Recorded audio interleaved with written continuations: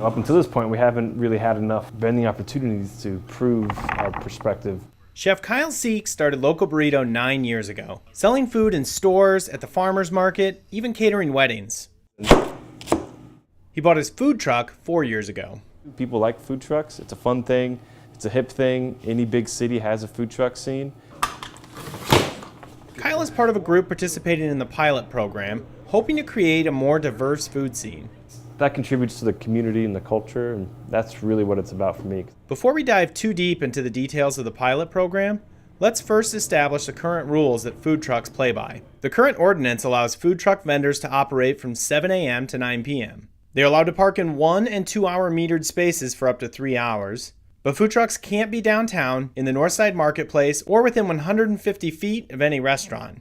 Those rules fall in line with how many cities manage food trucks, but a group of vendors led by Chef Kyle see room for growth. We received a proposal from the Iowa City Mobile Vending Association that was asking us to explore food truck operations over the late night hours. And the City Council agreed that it was worth taking a look at a late night setup for food trucks. In order to establish the rules of the pilot program, mobile vendors in the city met with brick and mortar restaurants to hear their concerns. Our downtown restaurants really are a large part of what makes the downtown what it is, and we don't want to do anything that would adversely affect them. Though the conversations were spirited at times, the groups were able to find common ground. It's not a war. We're not trying to fight or steal or compete. It's, like I said, it's like we're just trying to figure out where's our place, what is the next step, and so this is what we're trying now. Here's the plan for the pilot. For 3 months, food trucks will be able to operate on Friday and Saturday nights in select locations. The hours will be from 10 to 2, and the locations all fall outside of that 150-foot buffer zone. It all kicks off on March 31st at the Robert A. Lee Recreation Area parking lot along Burlington Avenue. That will be really to draw attention to the pilot. It'll be the first night of operations through the pilot, and we really hope that gets some good word of mouth out there, that people know that this program is happening. This will be the only time that all 6 participating trucks will be able to set up at once.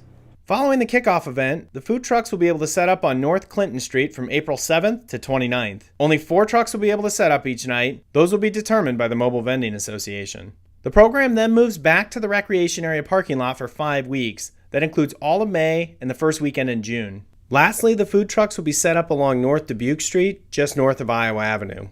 Feedback that is collected during the pilot will be presented to City Council, which can then decide if any permanent changes should be made to the ordinance. Really, it allows the public, restaurants, vendors, the university to weigh in on what they witnessed throughout the course of the pilot and what they want to see long-term for how the city regulates these.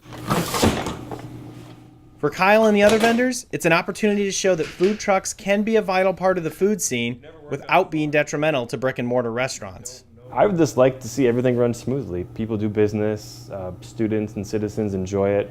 And it's possible that the pilot may not change anything with the city ordinance, but the chance to explore the opportunity is what excites Chef Kyle. It's been such a rewarding thing for my life, and I think it could be good for other people too. So just, how do we grow this so other people can participate? So hopefully we can find solutions that accomplish that.